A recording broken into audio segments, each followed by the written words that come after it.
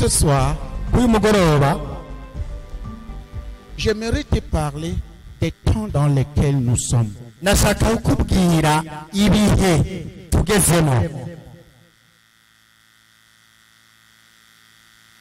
Du croyant qui survivra à ces temps.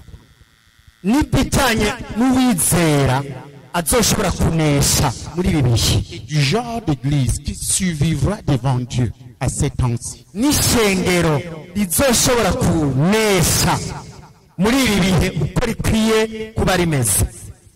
Je veux dire à chaque personne, ce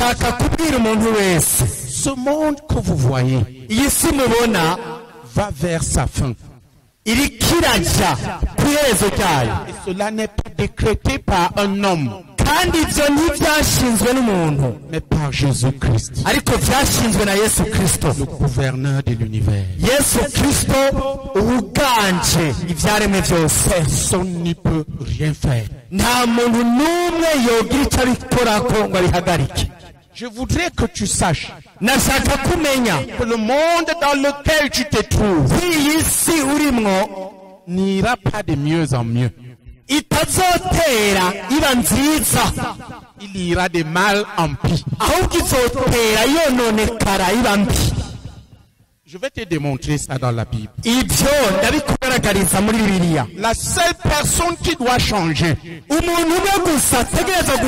pouvoir affronter ce monde tel qu'il est et tel qu'il sera, c'est toi.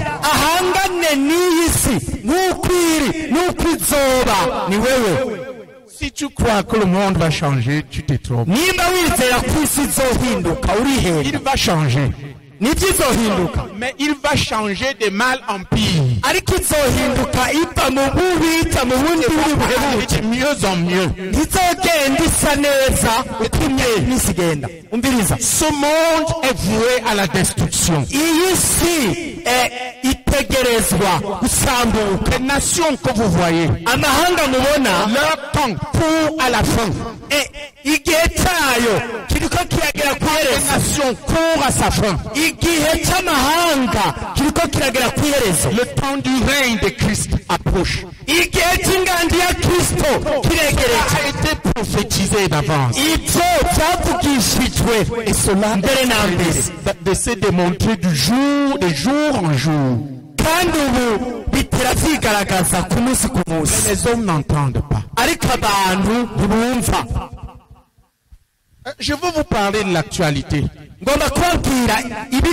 Vous êtes mes frères et sœurs en Jésus-Christ. Ne soyez pas fous. Soyez sages. Parce que notre Dieu s'appelle la sagesse. Jésus-Christ est la sagesse. La Bible dit qu'il est la somme de tous les trésors de sagesse et de science. Si on devrait chercher les hommes sages ici à Muyinga, parce que il faudra qu'on se te trouve toi, parce que tu as l'esprit de Dieu. Je voudrais que nous confrontions en tant qu'enfants de Dieu les réalités qui sont en cours. Qu'est-ce que ça nous dit?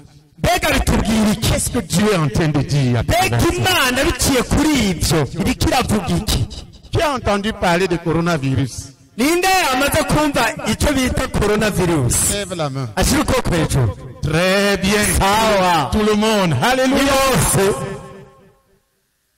Un frère m'a posé la question. Qu'est-ce que Dieu t'a dit concernant le coronavirus? Regardez.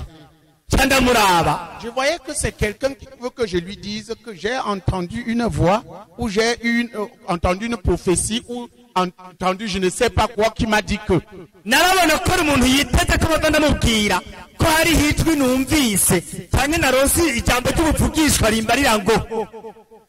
Je lui ai dit, Si tu veux que je te dise que j'ai entendu quelque chose, je n'ai rien entendu. ati nimba ushaka ko nakubwira ko hari ikintu numvise nta na kimwe numvise. Mais ariko c'est une trompette de Dieu. ni nzamba y'Imana. C'est une trompette. Ni nzamba y'Imana. Ne croyez pas que ça vient de Satan. Satan n'a pas autant de force. Ntiwava wibaza ngo yavuye kuri Satani. Satani nta ngomezi nka zijya afise. C'est des trompettes de Dieu pour avertir le monde. ahubwo ni nzamba y'Imana. Ni nzamba y'Imana yo kuburira abantu urubanza rugiye kuza. Du jugement qui vient. Urubanza rugiye kuza. Nous sommes à la fin des temps. turi mu bihe by'iherezo. Est-ce que vous comprenez? mbega murabitahura? Ceux qui connaissent la Bible abazi Bibiliya savent que la Bible dit dans Apocalypse barazi ko Bibiliya ivuga mu byahishuriwe Yohana que ko le premier ange sonna à la trompette au ciel. ngo maze Sonne au ciel. ngo umumarayika wa mbere ngo avuze inzamba mu ijuru. Et les désastres s'abattent sur la ni terre. ukuvuga avugije inzamba ibyago bigaca biza ku isi. Quand tu vois des fléaux s'abattre sur la terre qui viennent de nulle part, ubonye ibiza biza ku isi umuntu atabona iyo bivuye, ça veut dire qu'une trompette de Dieu a sonné bisigura ko mu ijuru inzamba y'Imana iba yapfuye pour avertir les hommes. kugira iburire abantu, Pour avertir les hommes. kugira iburire abantu, Pour avertir les hommes. kugira iburire abantu. Mais la Bible dit, ariko Bibiliya ivuga ngo tout cela va se passer. ngo ibyo byose bizobaho Et ils ne vont pas se repentir. ngo ariko ntibazokwihana, Ils ne vont pas changer. ngo ntibazohinduka, Ils vont continuer dans leur voie. bazobandanya mu nzira zabo, Refuseront d'entendre les avertissements. bazokwanga kumva imburi.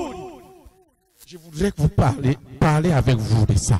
nashaka kuvugana namwe rero kuri ivyo, Parce que comme pasteur, si je ne vous parle pas de ça, je ne sais pas où vous allez vous informer et vous risquez d'être mal informé. kuko nk'umupasiteri ntiwabwiye kuri ivyo sinzi iyo muzokura amakuru kandi muzohava muronka amakuru mabi. J'ai dit à ce frère, naciye mbwira uwo mwene data je n'ai rien entendu. nta na kimwe numvise, Avec le discernement spirituel, ariko bivanye no kurobanura ko mu buryo bw'imwemu c'est une trompette. ndashaka kukubwira nti ni nzamba, C'est un avertissement. ni mburi, C'est un sceau ni que Jésus a ouvert. kimwe mu bimatanije igitabo. Et je vais vous amener dans la Bible.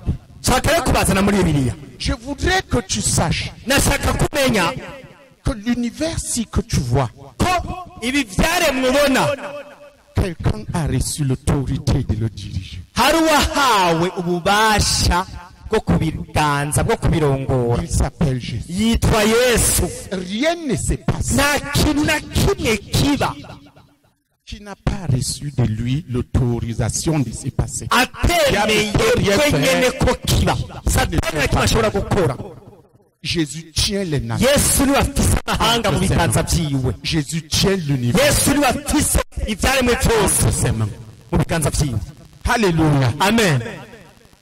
Devant ce mal imbere y'ikitago et devant beaucoup d'autres mots n'imbere y'ibindi vyago vyinshi qui vont venir bizoza et d'autres qui sont déjà là, n'ibindi bimaze kuba bihari, le monde est désemparé. isi irata umutwe On ne sait plus où donner la tête. ku buryo umuntu atamenya aho arambika umusaya. Voyez-vous, murabona on a des nations puissantes sur la terre ku isi hariho amahanga akomeye cyane qui pendant des milliers d'années amaze imyaka ibihumbi n'ibihumbi pillent le monde entier, anyaga ubutunzi bw'isi, enrichis, maze yatunze, en rendant le reste du monde pauvre. maze mu kutayatunga asitse ayandi mahanga yo kwasa akenye, Toute la force possible, maze yirundaniriza inkombe zose zishoboka, la force financière, toute la force politique, ubushobozi bw'ubutunzi, ubushobozi bwa politike, en âme ubushobozi mu mirwanishwa que le monde n'a jamais connu. ku rugero isi itigeze imenya. Mais Dieu ridiculise les choses fortes. ariko Imana imaramaza ibinyankomezi. Dieu se rit de tout ça. murazi ibyo byose Imana irabirabika Il bitwenga, regarde les nations. iraraba amahanga Il voit les hommes parler contre lui. ikabona abantu bavuga bayirwanya, La Bible dit, Bibiliya ivuga ngo il reste sur son trône, il rit. ngo Imana iguma yicaye ku ntebe y'inganji yayo maze ikayatwenga C'est fou.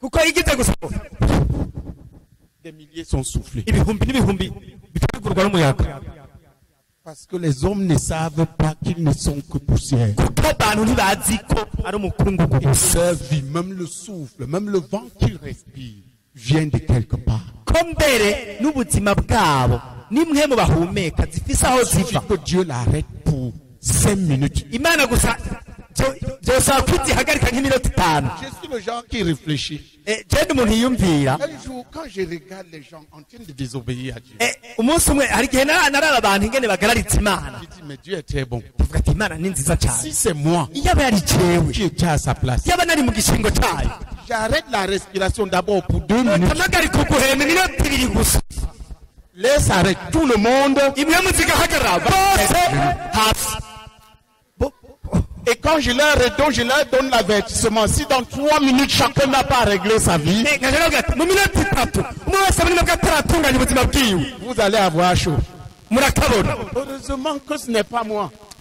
Imana ishimanye ko atari jewe ndabigira Si c'était moi, le monde allait avoir très chaud. iyaba yari jewe isi yari kuyabona Qui comprend la bonté de Dieu? ninde atahura ubugwaneza Bonté et la bw'Imana patience. Imana yihangana Bonté et la patience de Dieu. n'a pas de ubugwaneza no limite. kwihangana kw'Imana ntibigira karimbi Un jour, un homme m'a dit, je prêchais l'évangile. umunsi umwe hari umugabo yambariye ngo nariko navuga ubutumwa bwiza Converti, enflammé. nari ngikizwa ndurumba cyane Un homme m'a dit, umugabo umwe arambarira ngo mais Dieu est méchant, Imana n'umubisha tellement en colère. cyane umva ndashavuye rwose Regardez. ndamuraba Je l'ai dit, monsieur, ndamubwira ati mushingana le simple fait que tu restes là encore debout en train de dire que Dieu est méchant, kuba ugihagaze ngaho ku maguru yawe uvuga ko Imana ari umubisha ça veut dire que Dieu est très bon. bisigura ko Imana ari nziza Si c'était moi à sa place, yaba yari je nari mu gishingo cyayo je peux faire de toi ce que je veux. nari guca ndakugira uko nshatse J'ordonnerai que tu te transformes en crapaud avec ta voix nari là. guca Tu dis ntegesha que ko Dieu est méchant. yitere n'iryo jwi ryawe Et tu te transformerais immédiatement en crapaud. ugatubwa rero ugacindukira tere ugatangura Dis que Dieu. Monsieur a eu peur. uwo mugabo yacagira ubwoba Il a fui. atarahunga Il s'est rendu compte de l'énormité de ce qu'il dit. yaciye abona uburemere bw'ivyo ariko aravuga Si Dieu était méchant, ya Imana Imana yari ifite umutima mubi est-ce qu'on peut parler de lui comme ça? washobora kubahagarara imbere yawe ukavuga Dieu laisse amajambo que nk'ayo les hommes se moquent Imana yareka abantu bakayicokora pendant des années. imyaka n'imyaka Il les bénit même, il leur donne le mbere soleil, ikaguma la pluie. ibahezagira ikaguma Il ibahezagira leur donne le souffle. ikabaha impwemu Et ils ne se rendent pas compte ariko ntibanabibone qu'ils dépendent entièrement de Dieu. ntibabone yuko ubuzima bwabo buva Certains ku vont Mana dire que Dieu est méchant. bamwe bakavuga ngo Imana ni D'autres se plaignent de tout et de rien. abandi bakita Tout ce que Dieu ne veut pas. n'ibindi abandi bakavuga ibindi byose Imana itashaka Ce que je veux dire, icyo nshaka kuvuga même le diable doit se demander combien l'homme est téméraire. na Satani ubwiwe nibaza ko hari igihe yibaza ati umuntu yava arubahuka Regardez, je pense que les hommes sont plus dangereux que le diable. cyane nibaza yuko abantu bubahuka gusumbya Satani Je vais vous dire pourquoi. reka nabwire impamvu Vous avez vu les démons, comment on a chassé ici les démons hier? mwarabonye ukuntu twirukana abadayimoni ejo ngaha À un démon, tu dis au nom de Jésus, idayimoni bibaye ngo mu izina rya Yesu il fuit. iri ngaho irahunga Mais là où tu es là, mugo wowe ngaho uri même si nous disons au nom de Jésus, nawe tuvuga mu izina rya Yesu pas nous regarder comme ça. urahagarara ngaho ukaguma uturaba gutyo Les hommes regardent, ils ne craignent pas. abantu ntibatinya Les démons craignent. abadayimoni baratinya bagahunga La méchanceté de l'homme ububi bw'umuntu est grande burahambaye contre Dieu. ukurwanya Imana L'aujourd'hui de l'être humain, ubusatsi est immense bw'umuntu contre son Dieu. ni bunini cyane Mais Dieu l'aime ariko Imana iramukunda et Dieu patient. kandi Imana iramwihanganira Attends le jour. Imana irindiriye umunsi Espère un jour qu'il soit convaincu des péchés. Imana yiteze umunsi wo kuzokwemezwa icyaha C'est des jugements qui se répandent et changent. hanyuma ukihana ugahindukira Dieu attend. Imana irarindiriye comme un père patient. irindiriye nk'umubyeyi yihangana. Pouvons-nous nous lever et remercier Dieu pour toute la patience? Peux-tu te lever et remercier Dieu pour toute la patience qu'il a eue pour toi? woshobora guhaguruka ugashimira Imana ukuntu yakwihanganiye Ce que tu as eu à faire, tu es encore vivant. ibintu byose wagakoze ukiri muzima, Il te donne la nourriture chaque aguha ibyo jour. urya minsi yose. S'il te plaît, lève la voix et bénis ce Dieu. utivika ushimire iyo Mana Sa bonté pour sa patience. kubugwaneza bwayo n'urukundo rwayo. Frère, remerciez le bene Seigneur. data hagira abantu baza gushimira Remercions le Seigneur. Ushimire Imana. Sabaka, turi kabaka. Turi kabaka, sabaka, turi kabaka, turi kabaka. Sabaka, shanda, rakabaka, sabaka, turi kabaka. Turi kabaka, sabaka, turi kabaka, turi data mu izina rya Yesu Kristo hagurutse mwami ndagushimira mwami ndagukengurukira mwami kubw'ubugwaneza bwawe mwami kubw'imbabazi zawe mwami tugirira turakubabaza turaguhemukira turakungarariza mwami turakurwanya ariko ukuntu duhezagira mwami urakoze mwami ukuntu turinda mwami tutabibereye mwami turaguhaye icyubahiro mu izina rya Yesu Kristo, amen. Amen. Tukomere amashyi yo Mana. Asseyons-nous. Twicare. Tu vois, Dieu a été bon. urabona Imana yagaragaje ubugwaneza, Personne ne doit se tromper. ariko nta muntu umwe akwiye kwihenda. Dieu n'est pas seulement amour. Imana ntabwo ari urukundo gusa, Dieu est aussi juge. Imana kandi n'umucamanza. Il a un ordre de jugement irafise itigiri cy'imanza qu'il a décidé d'opérer. yahisemo gushitsa. Dieu, quand Jésus, après son départ de la terre, Yesu amaze kuva mu isi, je veux vous expliquer d'où viennent les choses comme coronavirus. ngomba kubasigurira iyo ibintu nka coronavirus biva. C'est une grippe, Ni grippe, un virus comme ça, akantu kangana guto qui prend des puissances mondiales mugabo yafashe ubutegetsi bw'isi yose et les met à genoux. abahambaye kubashyira hasi Pas que moi. mu mwanya mu mezi make La gusa. Chine qui est la puissance émergente. Ubushinwa nk'igihugu kiriho kiraduga cyane mu Arrêtez, tout est arrêté. cyose. Tout le monde a peur, tout le monde. amahinguriro arahagara, abantu bose baragira ubwoba.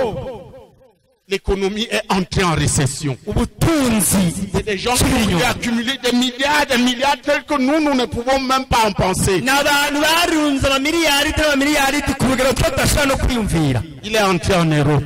hanyuma ikigenda mu Burayi, L'Europe est à genoux. Uburayi bushyira hasi.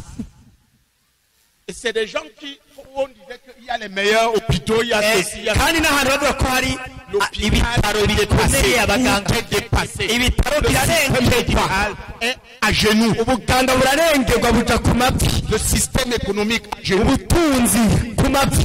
Maintenant en Europe, on distribue la nourriture aux gens pour que Ubu ces Buraya personnes puissent manger. abantu baja gufata indya kumwe Parce que les kw'impunzi, gens ne vont plus au travail, il n'y a plus ko d'argent. abantu batagita ku kazi.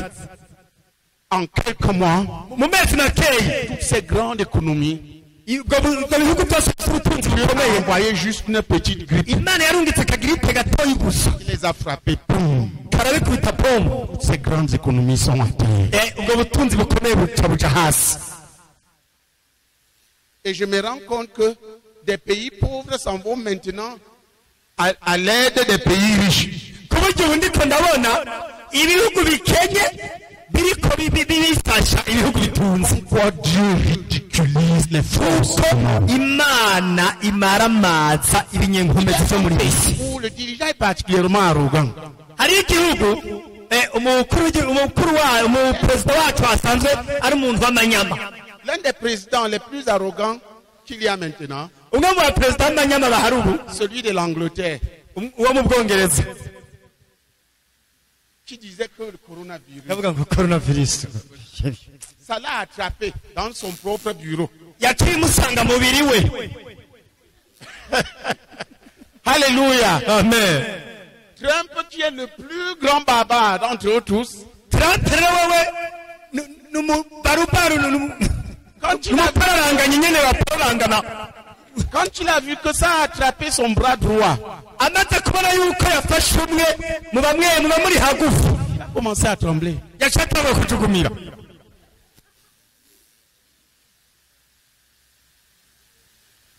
En Californie, California, il n'y avait pas un seul chômeur. California nta mushomeri n'umwe yari ahari.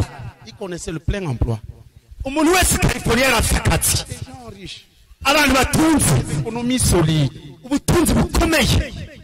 En quelques jours, Mu minsi mikeya, le premier jour, umunsi wa mbere 1 million de chômeurs.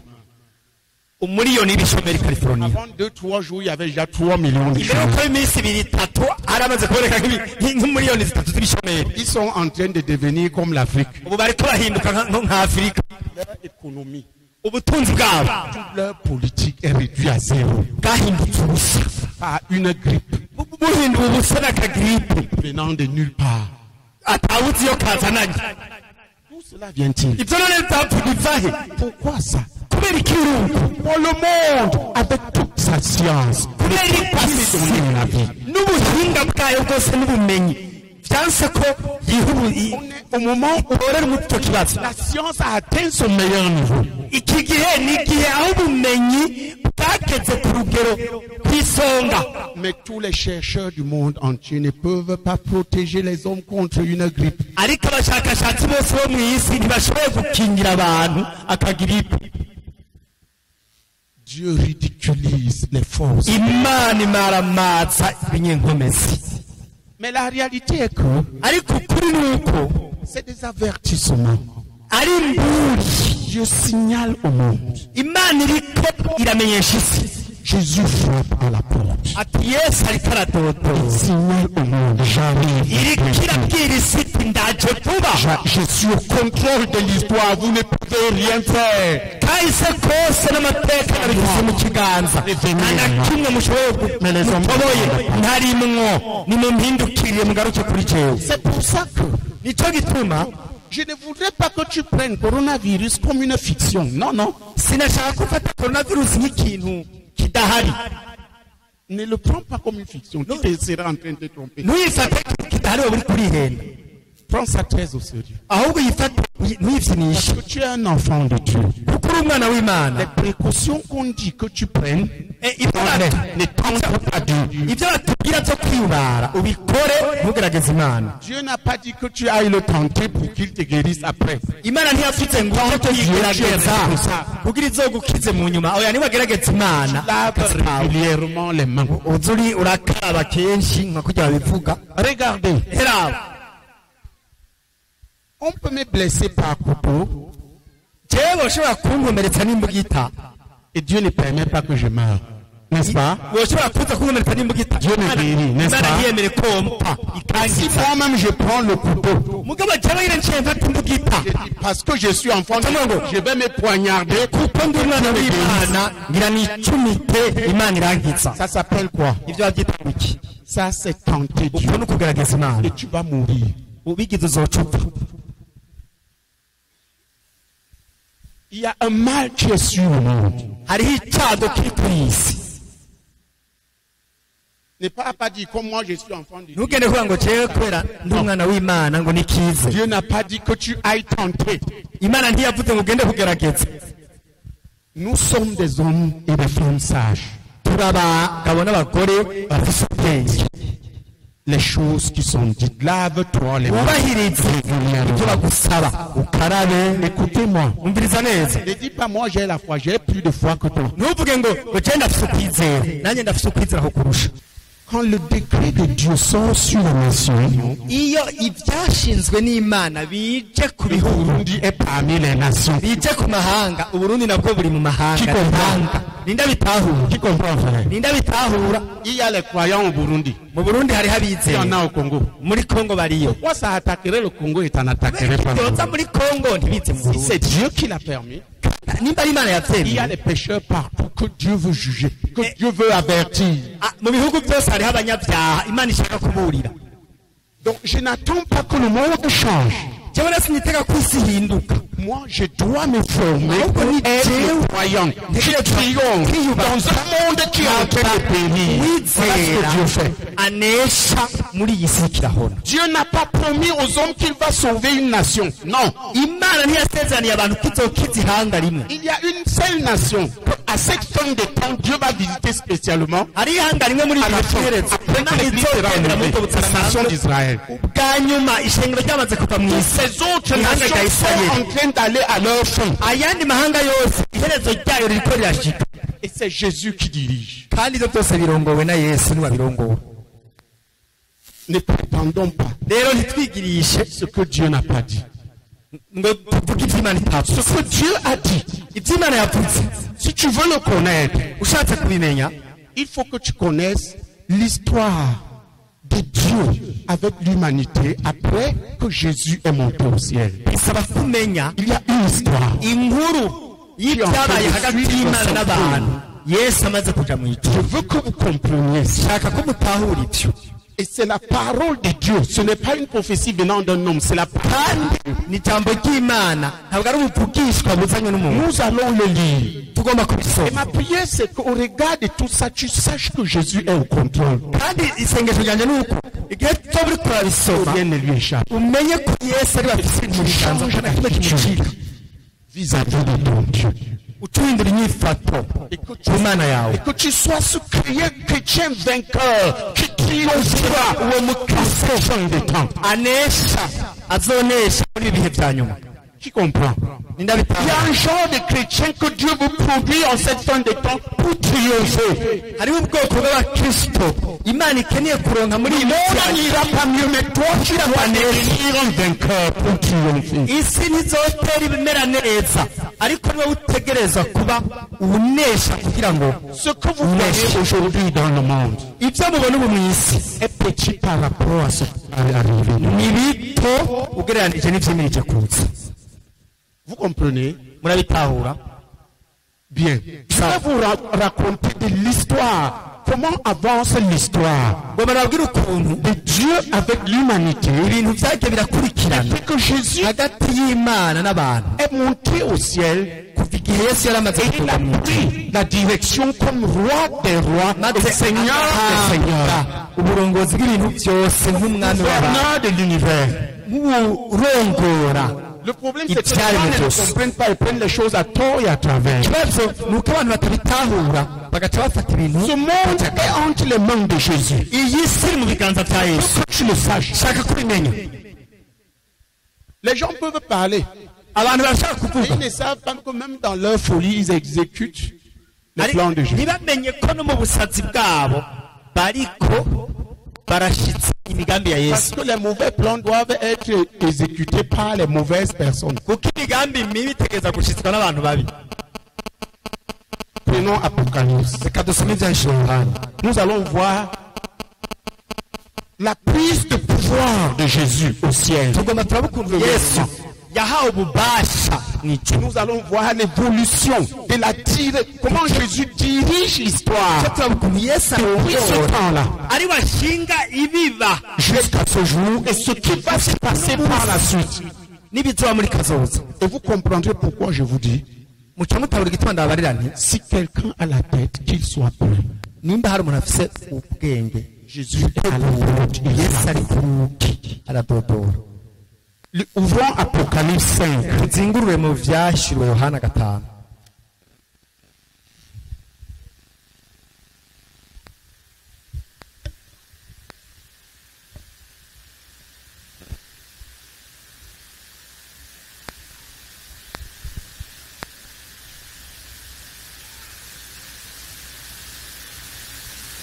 Apocalypse 5. À partir du verset 5.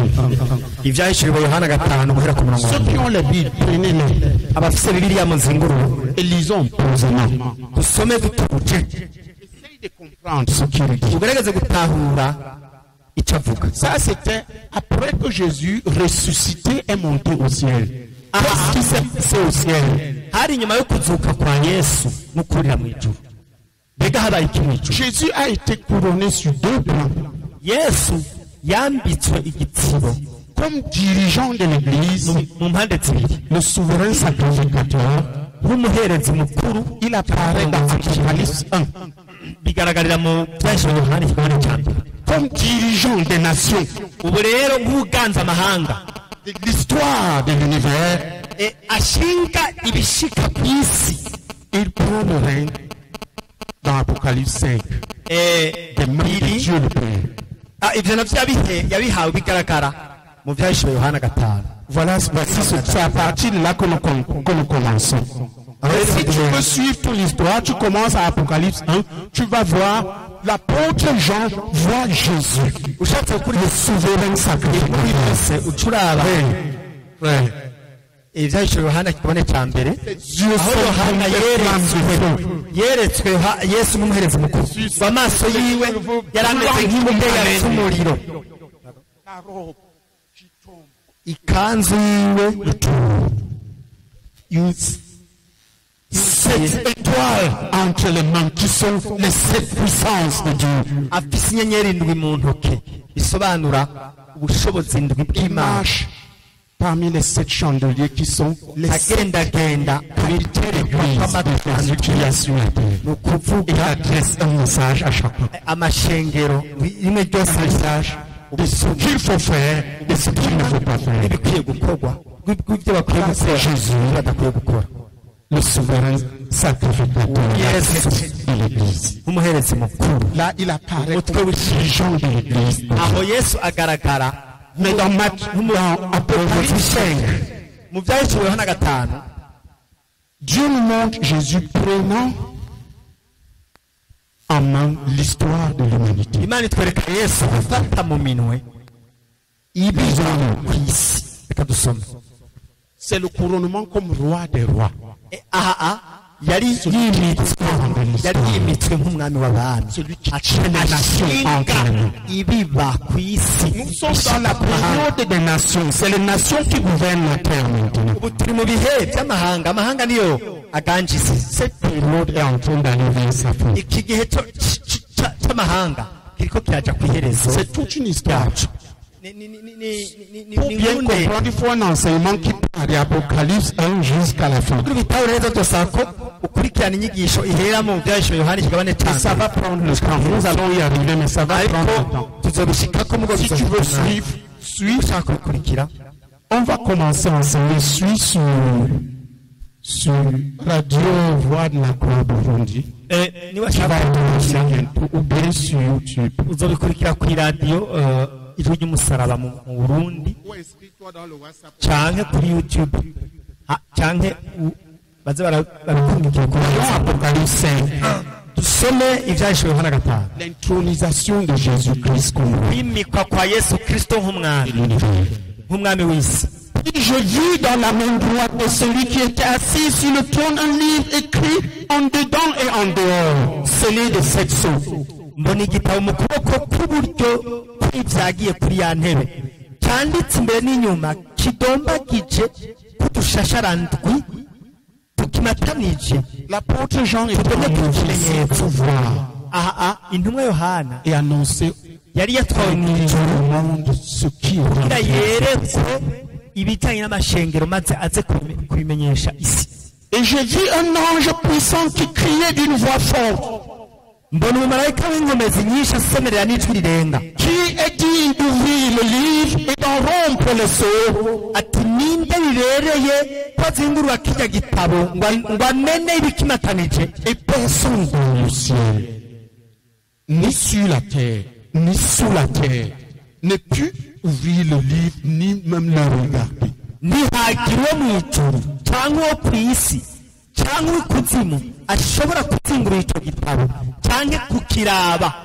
Voyez-vous, nimurabe, dans ce livre se trouve l'histoire de l'humanité après la résurrection. muri iki gitabo niho hari urukurikirane rw'ibiba ku bantu. Personne, ni dans les cieux, ni sur la terre, ni sous la terre, n'était digne ikibazo ni uko d'ouvrir le livre, même de regarder. n'ijuru mu isi n'ikuzimu nta n'umwe yari habereye kuzingurura icyo gitabo mbere yo kukiraba. Assistez à l'histoire. intumwa Yohana yari kiraba, Parce que l'humanité était en jeu. Et il pleurait. Et qu'est-ce qui se passa? Écoutez bien. Et j'ai pleuré beaucoup de ce que personne ne s'y trouvait d'ouvrir le livre ni de le regarder.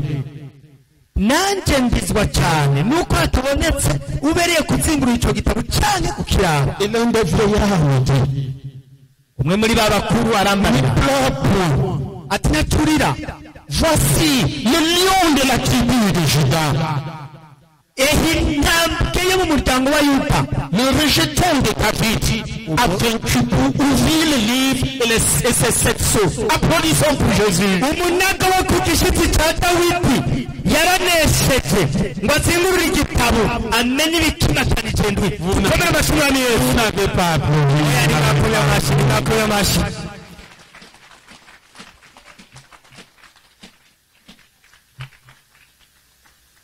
Écoutez l'histoire. Nimwumvirize inkuru.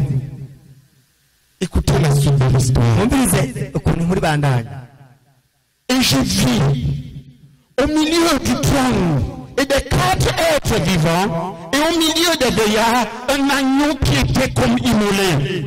Mbona hagati ya ya ntebe na bya binyabugingo bine no hagati ya babakuru umwagazi w'intama hagati asa n'uwishwe. Il avait 7 couronnes et 7 yeux. Apise amahembe indwi n'amaso indwi, Qui sont les 7 esprits de Dieu envoyés par toute la terre. nibyo mpemu ndwi z'Imana zatumwe kwama zija mu isi yose. Écoutez frère, si vous comprenez le symbole, Umviriza abana yamwatahura ibimenyetso. 7 couronnes vous dit la plénitude de la puissance de Dieu. Amahembe indwi asigura ukunengesera k'ubushobozi bw'Imana. Il vous dit la plénitude de l'omniscience de Dieu. Amaso asigura ukunengesera kumenya byose kw'Imana.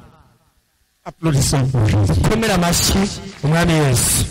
Le roi qui revient.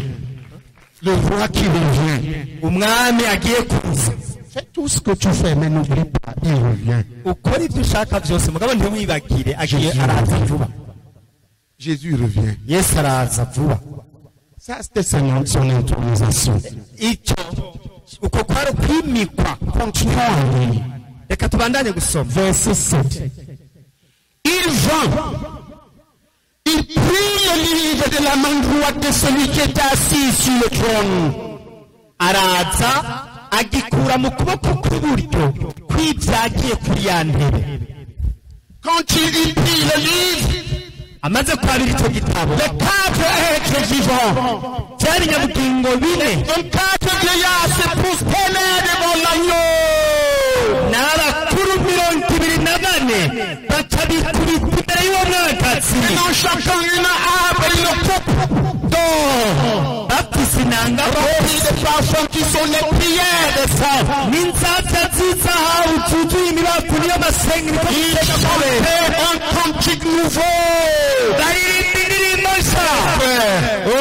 Pour la première fois dans le ciel, bwari bwo bwa mbere mu ijuru il y a un nouveau cantique. aho haririmbwa indirimbo nshya. Le cantique chanté en l'honneur de l'agneau immolé. indirimbo iririmbwe ku gicurano cy'umwagazi w'intama wishwe. Ce jour-là, nous serons avec les 4 êtres vivants, les 4 vieillards. turi kumwe na bya binyabugingo bine n'abakuru 24 n'abamarayika bose. Et nous chanterons à l'agneau. turirimbira umwagazi w'intama. Et nous chanterons à la gloire de Dieu. aho bw'icyubahiro cy'umwagazi w'intama. Regardez le ciel s'est prosterné eraba ijuru yapfukama et chanter à la gloire de l'agneau. iririmbira icyubahiro cy'umwagazi w'intama. À l'agneau, immolé. kubw'umwagazi wishwe. Ils chantèrent à la gloire de l'agneau. Qu'est-ce qu'ils disaient? Suivez bien. mbega bavuga ngo iki? Il y en a qui disent hari abavuga ngo que Jésus était un prophète. ngo Yesu yari umuvugisha. Est-il un prophète devant qui le ciel s'est prosterné? mbega hari umuvugishwa mu ijuru ryapfukamiye gutyo? Il y Y a-t-il un prophète qui est adoré?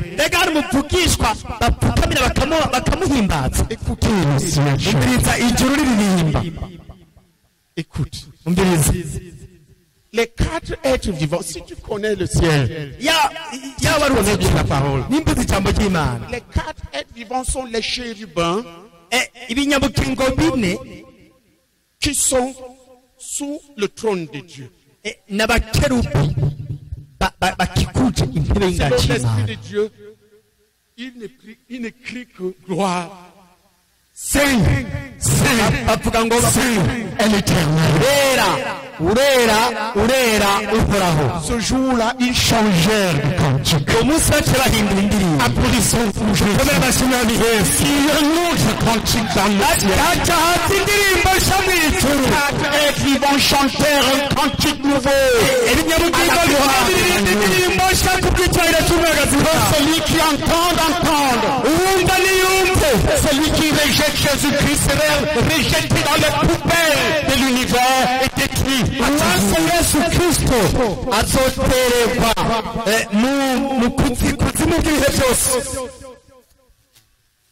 L'agneau assis sur le trône.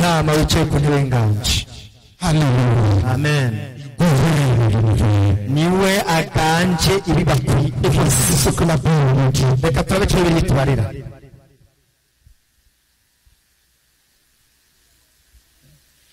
Verset 9. Et il chantait un cantique nouveau en disant, tu es digne de prendre le livre dont m'ouvrir le sceau.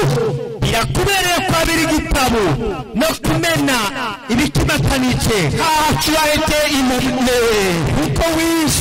Et tu as racheté pour Dieu par ton sang des hommes de toute tribu, de toute langue, de tout peuple et de toute nation.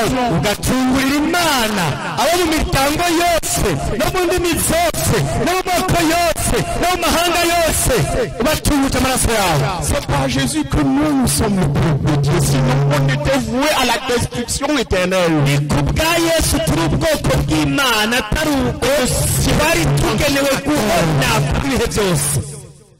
Alléluia. Amen. Et écoutez, frère. Tu as fait d'eux un royaume de sacrificateurs pour notre Dieu et ils régneront sur la terre. Alléluia.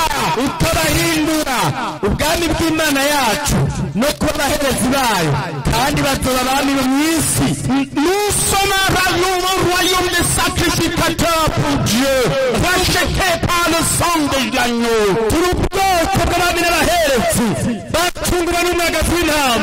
Et je vais vous dire une chose. Nous règnerons sur la terre. Notre règne vient. Notre règne vient. Après le règne des nations, celui-ci va à sa fin. J'ai un règne éternel. Donc nous serons les dirigeants. Applaudissons pour Jésus. C'est nous. Le peuple racheté par le sang de Jésus. C'est nous. Et si tu n'es pas encore sauvé, aujourd'hui, si tu entends ma voix dans Dieu, de finir en enfer. Si je suis encore dans ton péché, t'as résolument décidé de devenir l'église de Jésus et de marcher avec obéissance à Jésus. Hey, prépare-toi pour le jugement. Mais il a racheté un peuple à nouveau. Il a suscité un de ses sacrificateurs. Alléluia. Amen. Ça, c'est l'agneau. Il mérite d'être adoré. Amen. Amen. Lisons encore.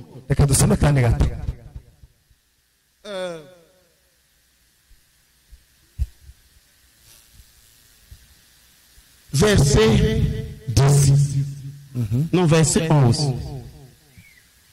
J'ai regardé et j'ai entendu la voix de beaucoup d'anges autour du trône et des êtres vivants et des vieillards. Et le nombre était de milliards et de milliers et de milliers. ndaraba numva ijwi ry'abamarayika benshi bakikije ya ntebe na bya binyabugingo na ba bakuru igitigiri cyabo cyari amasinzi n'amasinzi n'ibihumbi n'ibihumbi. Il disait d'une voix forte, bavuga n'ijwi rirenga, l'agneau qui a été immolé est digne de recevoir la puissance, batumwagaza richesse abereye guhabwa sagesse n'ubutunzi, la force, ubwenge, l'honneur, n'ubushobozi n'icyubahiro et la gloire. n'uguhimbaza n'umugisha. Écoutez, ça c'est les choses qui reviennent uniquement à Dieu. umbiza wenda ibi ni ibintu byagenewe Imana gusa. Ça c'est le cantique nouveau. iyi ni indirimbo nshya. Alléluia. Amen. Et toutes les créatures qui sont dans le ciel, sur la terre, sous la terre, sur la terre, et tout ce qui s'y trouve, je les ai entendus qui disaient à celui qui a assis sur le trône et à l'agneau, soit la louange, l'honneur, la gloire, la force au siècle des siècles. kandi cyaremwe cyose cyo mu ijuru no mu isi n'ikuzimu, hejuru y'ikiyaga no hejuru y'ikiyaga n'ibiri muri byo byose, numva bivuga biti iyo byagiye ku ntebe bo n'umwagazi w'intama, umugisha uwabo n'icyubahiro no guhimbazwa n'ububasha ibihe bitazoshira. kandi bya binyabugingo bine biravuga amen, biti amen. Et les vieillards se prosternaient, nabo abakuru Prosterner et l'adorer. kubita hasi barasenga. Voilà le couronnement de Jésus. iki ni cyo gihe cyo kwimikwa kwa Yesu. Applaudissons pour Jésus. dukomere amashyi Yesu. Voilà le roi de l'univers. uyu niwe mwami aganje, Rien ne lui échappe. nta na kimwe kimucika. Il tient les nations entre ses mains. apfise amahanga mu biganza Les vyiwe. gens peuvent bavarder, mais Jésus dirige l'histoire. abantu bashobora kuvuga amajambo, ariko Yesu niwe aganje, niwe ashinga ibibaho. Regardons maintenant, il a pris le livre. yaratoye igitabo. Chaque sceau qui ouvre ikimatanije igitabo cyose yakurako déclenche une période de l'histoire. cugurura ikiringo cy'ibitegereza gushira. Le livre a 7 sceaux. icyo gitabo kimatanijwe Au 7e sceau, n'ibimatanije igitabo ndwi kukigira ndwi. ne sois pas sur la terre à ce moment. yewe weregwe ntuzoba ukiri mu iyi si. Nous serons enlevés. Nous serons enlevés.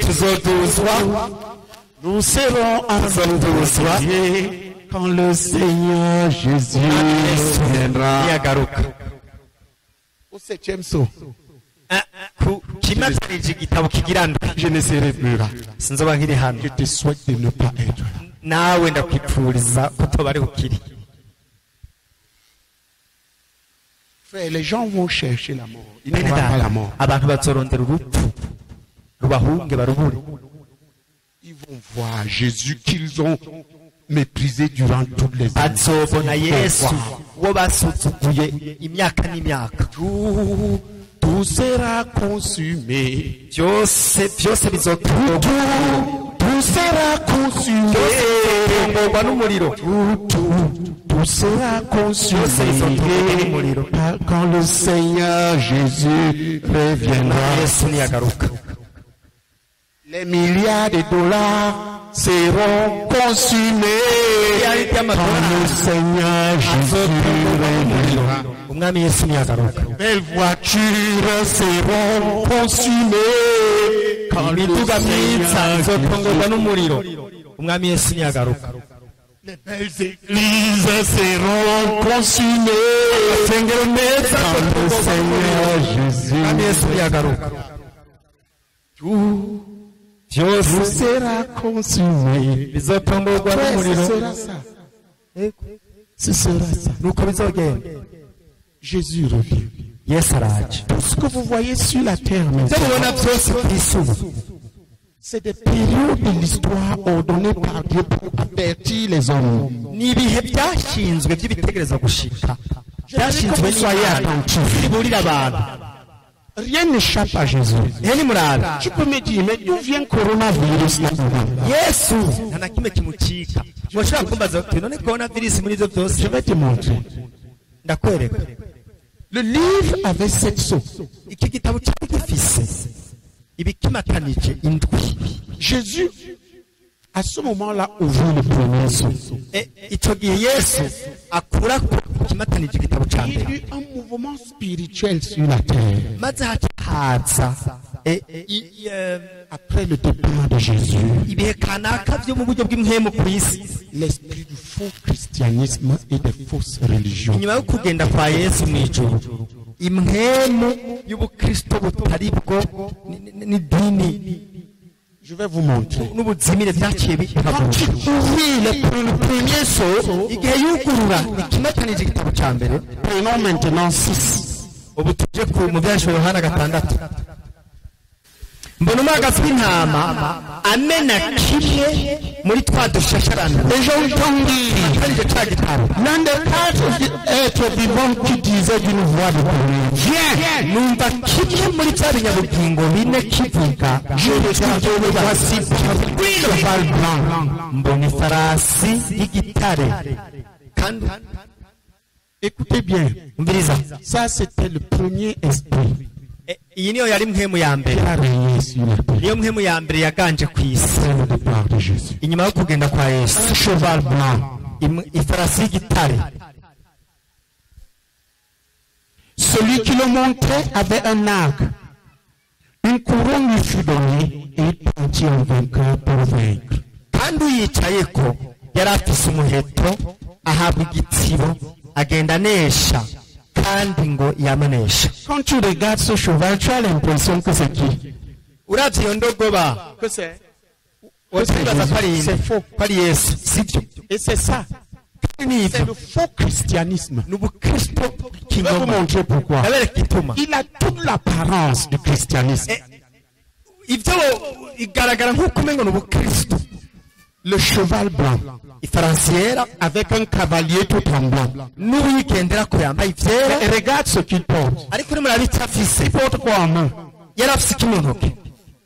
Umuheto. Hein? Un arc. Umuheto. Je vais vous dire, Ngoma ndababwira. qui tire les flèches enflammées? C'est Ninde- Jésus ou c'est le diable? Ninde arasa imyambi? Ninde arasa imyambi? Ni Yesu cyangwa ni Satani? C'est l'esprit de l'antéchrist. Ni Il va mhemu revenir à l'homme complètement corrompu. C'est le faux christianisme. ni mhemu y'ubukristo Il va régner sur la terre kinyoma yaganje après isi que Jésus est parti. inyuma yo gukurira mu gihugu kwa C'est Yesu. par ce christianisme que l'Afrique a été colonisée. Ubwo bukristo nibwo bwaje kuganza Afurika, Avec la Bible et avec les fusils. bwazanya bufise Bibiliya n'inkoho, Et une religion a régné sur toute la terre. maze idini rica riraganza isi yose. Et qui connaît la religion en question? Ninde azi iryo dini? Qui s'est retrouvé partout sur toute la terre? Idini ryiganziye hose ku isi. Rome s'est levé. Roma yarahagurutse Il a gouverné la terre. ikiraganza isi.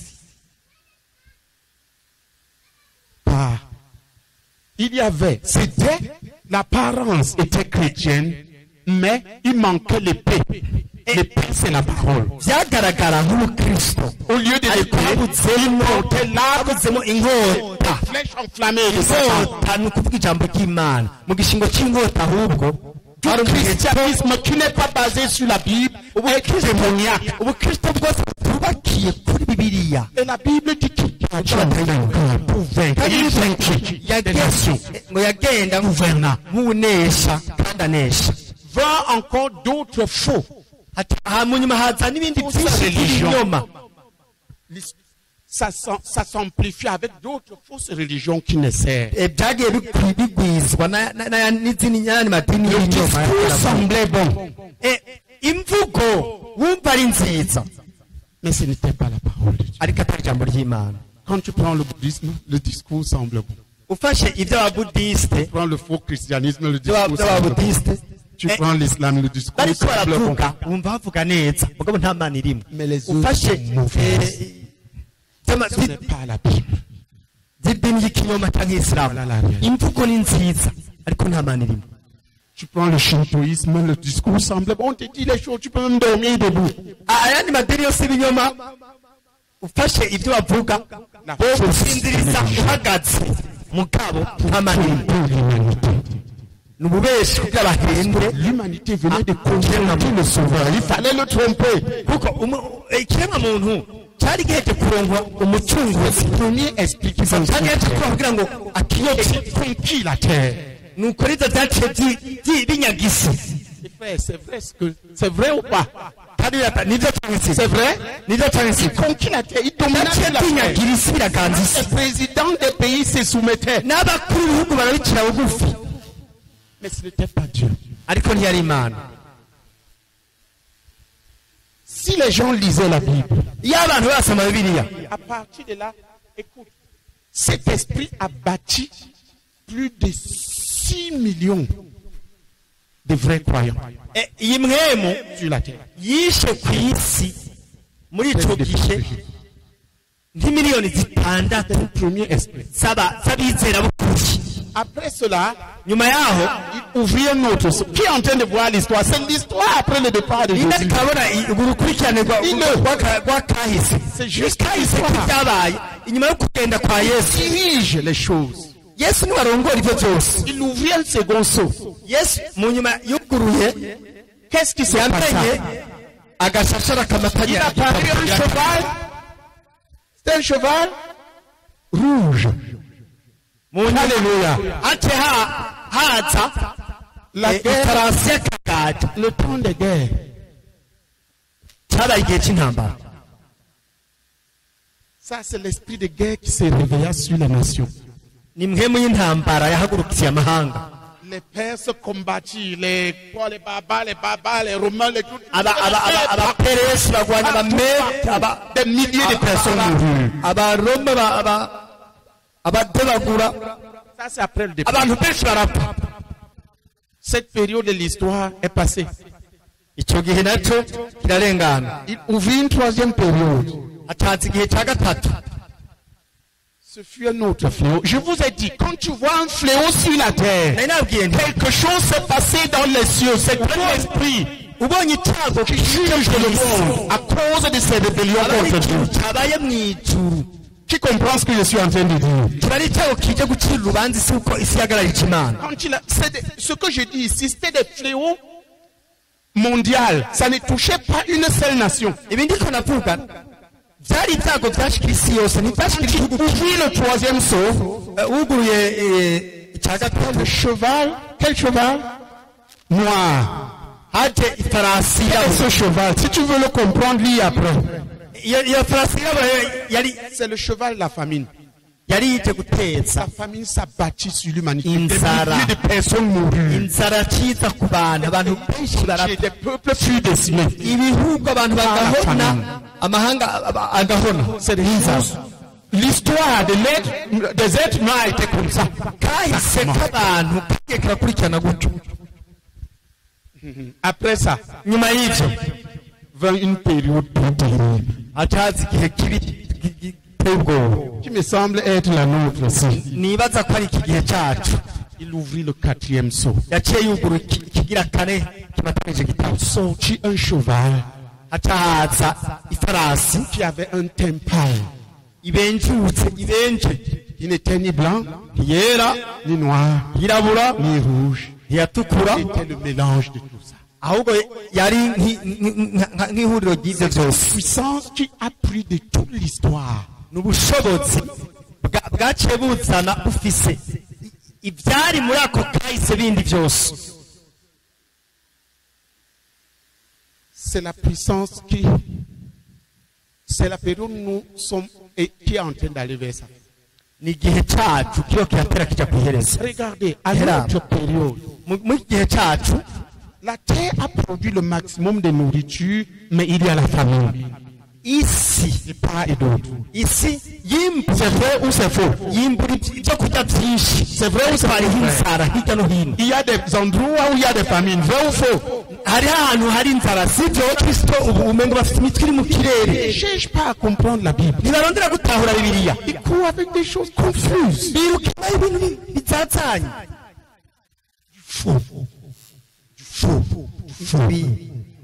ibintu bitari byo Cela est là.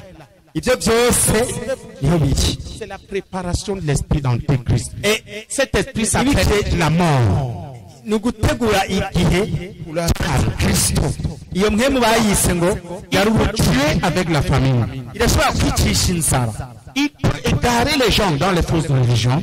ni ukuvuga irashobora kwicisha abantu amapfa Il peut tuer avec les guerres. abantu Et il y en a partout. gukurikira amadini y'ibinyoma Vous savez de temps en temps quelque chose ici. hanyuma ikazana n'ibyago ku isi Il peut tuer. irashobora kwica Il a ajouté des choses. hari ikintu yongera À cette période-là, il y a quelque chose qui s'est lisé. Il y a muri iki gihe hari ikintu cyongerako la mortalité. ugupfa Bon, posez-vous la question, la mortalité c'est quoi? nibaza ikibazo ugupfa kw'abantu ni ibiki C'est les fléaux, c'est les maladies qui viennent de n'importe où. ni On dit indwara VIH, sida. Personne ne sait d'où ça vient. umugero wa sida Personne ne sait pourquoi c'est là. nta muntu ubazi iyo bizananye abantu bagapfa On dit grippe aviaire. Des milliers meurent. abantu benshi bagapfa Coronavirus. coronavirus Des milliers meurent. ibihumbi bigapfa C'est cet esprit. niyo mpemu Il y en a qui meurent par de fléaux. hariho abapfa bishwe n'ibyo bitsa Meurent par les guerres. abandi bicwa Qui n'intambara meurent par la famine. abandi bicwa Qui meurent dans les fausses religions. abandi bakatira mu madini y'ibinyoma Voilà la période où nous sommes. iki ni igihe turimo Et elle va vers sa fin. C'est pour ça kandi que les fléaux s'intensifient. twegereje iherezo ryacu cyo gituma ibitsa bigwira Il y a partout. La mer se fâche, tout mer sort, elle couvre une ville. ahantu kariho gatumba ikiyaga cyapfuye gaca kipfunduruka kigatwara igisagara cyose Catastrophe, catastrophe. ibyago Qui voit d'où vient le coronavirus? ninde ariko arabona iyo coronavirus yapfuye Qui voit? ninde ariko arabona C'est un des fléaux. ni kimwe muri ibyo bitsa biterwa n'iyo mpemu La mortalité. C'est-à-dire des maladies qui viennent de nulle part et qui abattent les humains. indwara Qui sait bien faire. tunduruka gutyo gusa Ça, c'est je ne sais pas, c'est au XVIe siècle avec les trucs comme la peste. byatanguye nko mu kinjira cya cumi na gatandatu bizanye n'ikiro bisa karanda Maintenant encore, on peut encore respirer. ubu rero turacyahema Mais l'histoire va se précipiter. ariko ibigiye kuba bizonyaruka Vous voyez, le 4e saut, c'est déjà là. murabona ikimatanije igitabo kigira kane kiri ngaho De ce qui va se passer dans les nations lorsque l'esprit satanique va atteindre son meilleur niveau.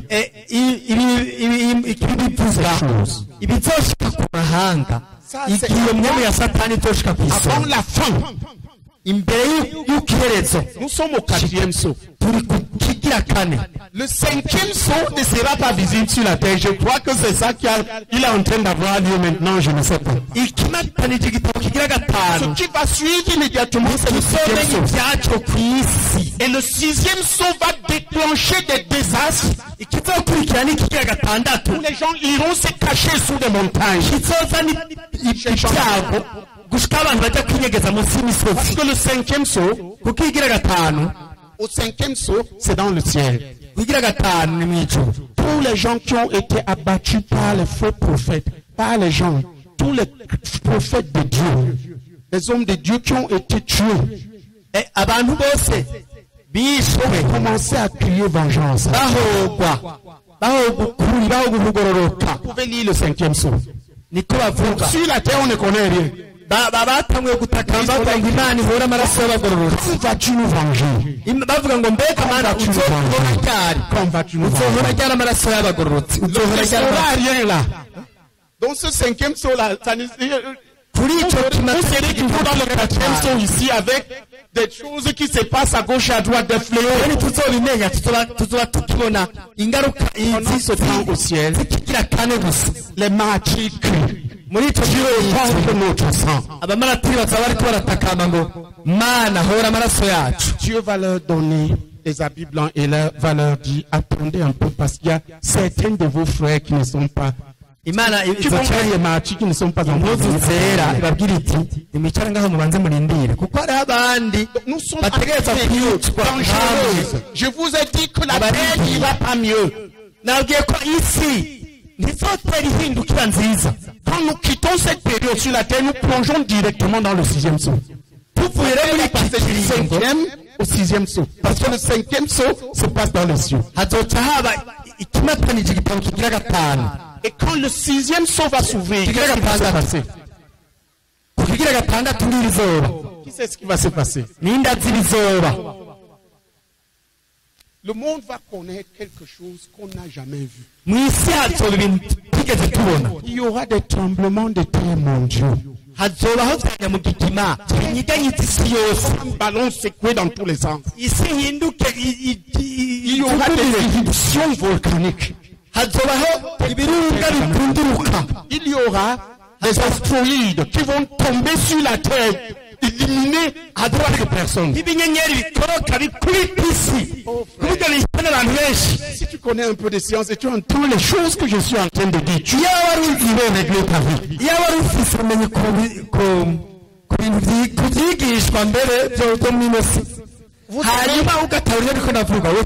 La Bible dit que les grands,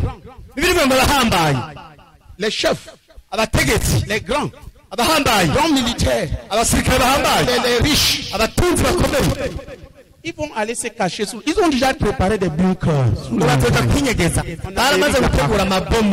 Ils vont entrer là-dessus. La terre sera bombardée dans tous les sens. Voilà l'ère dans laquelle, si nous quittons cette ère-ci, voilà où nous entrons. Et c'est la fin des nations. Au 6e saut, quand on arrive à ce saut-là, Dieu va oindre les Juifs pour continuer l'évangile et va enlever les saints. Imana izoca isiga amavuta abisirayeli abari babandanya kuvuga ubutumwa bwiza abera bace batuka. Ceux qui resteront vont voir le diable avec les yeux.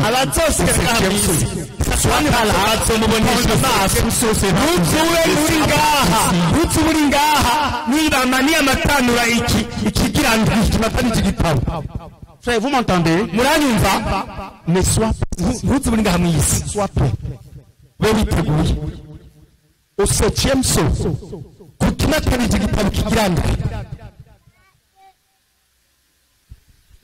une étoile va tomber.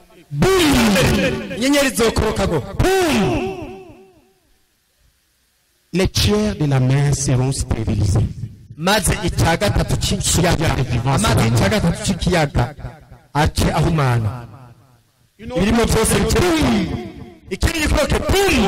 eaux buvables. Amazi yose bahora banywa des milliards de bonbons. C'est dans la Bible, je n'invente rien. Là où va l'histoire de l'humanité. Nous avons vu les 4 sauts qui se sont déjà déroulés devant nous. Au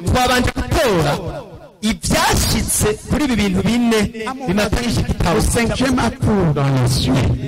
La terre va bientôt entrer dans le 6e.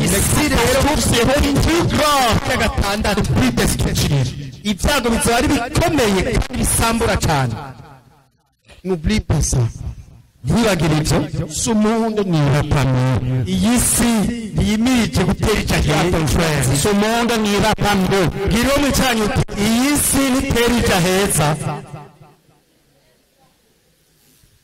Ce monde n'ira pas mieux. Ce monde est voué à la destruction. Pourquoi? Parce qu'il a péché contre Dieu. Ce que Dieu veut maintenant, c'est pas sauver le monde. Non, c'était sauver toi.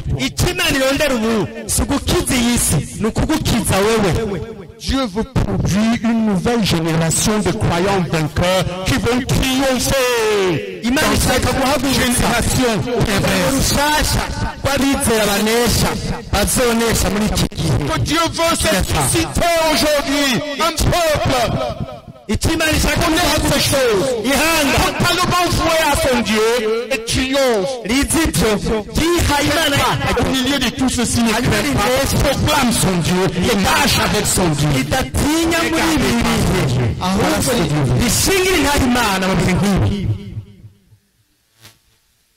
Les faux croyants seront consumés quand le Seigneur Jésus. Abizera bose batari bo bazoturwa n'umuriro umwami Yesu niyagaruka. Est-ce que Dieu a envie de sauver cette terre? Non. Mbega Imana irafise umugambi wo gukiza iyi si? Oya. Il a envie de la détruire ahubwo ifise umugambi wo kuyisambura et de créer une nouvelle terre et des nouveaux cieux. irema isi nshya n'ijuru rishya Où nous régnerons aho tuzoba l'éternité, l'application de Dieu avec les siens. ayo amen. Voilà notre destinée. iyo niyo dutera tuja. Ce monde-ci, ariko iyi si ce monde est voué. iyi si izoturwa n'umuriro. Je ne peux pas vous lire tout Apocalypse, sinobasomera ibyahishwe Yohana byose, mais tu peux lire le sixième saut, c'est ce qui vient. ariko urashobora gusoma Quand nous voyons maintenant, ibica bikurikira. quand cela va se déclencher, le frère, mwene tari karambarira le monde a déjà été menacé par des astéroïdes. ibyo binyenyeri biza gukubita isi biramaze kuba bihava ku Il y a un astéroïde qui menace de n'ubu bavuga yuko hariho ikinyenyeri kiriko kiraza kugonga des milliards d'hommes qui vont mourir. kigonze amamiliyoni y'abantu gikubise isi. Des milliards vont mourir. amamiliyari y'abantu to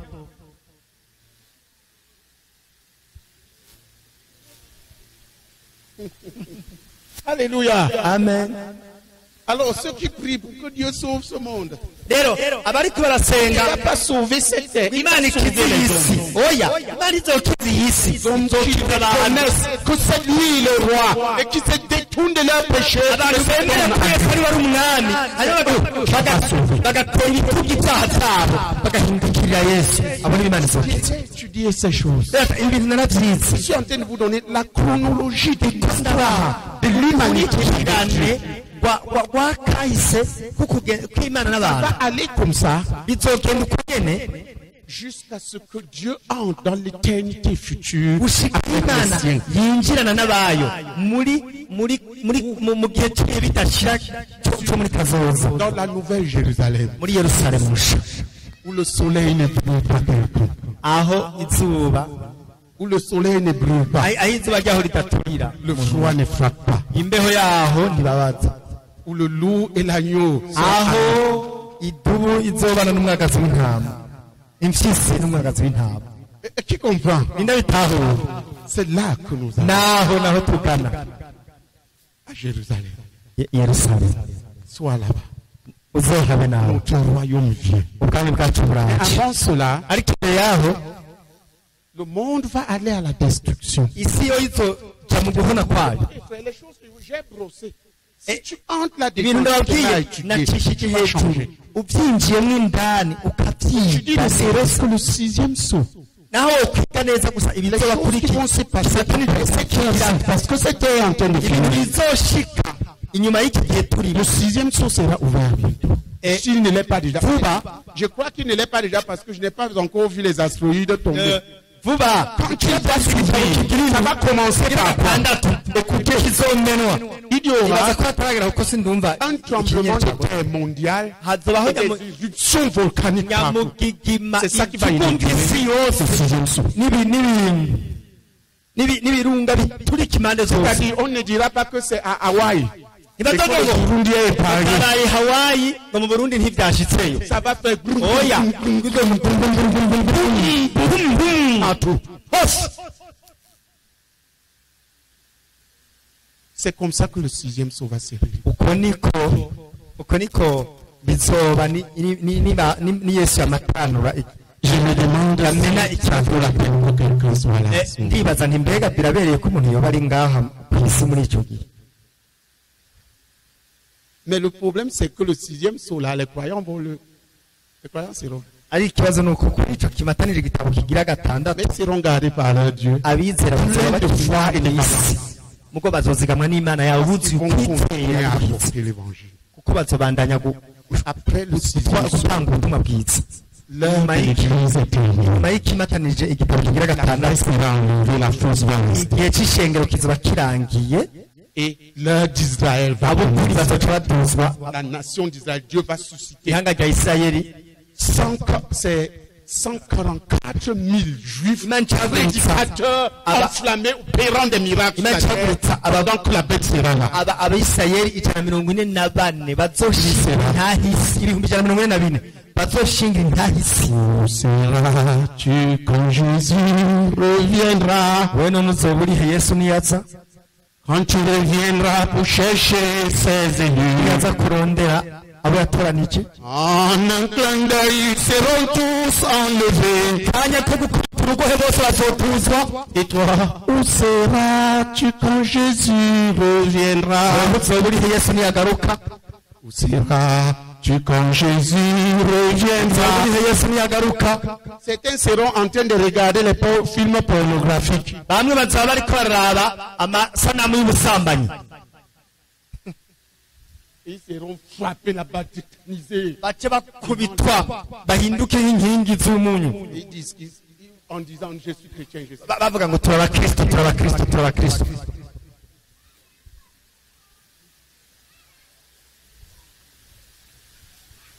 Certains seront au bar. Abandi bazaba bari mu kabari. Certaines dames seront en train de se peindre pour aller à la soirée. Abagore bamwe bamwe bazaba bariko baripopora kugira baje muri soirée.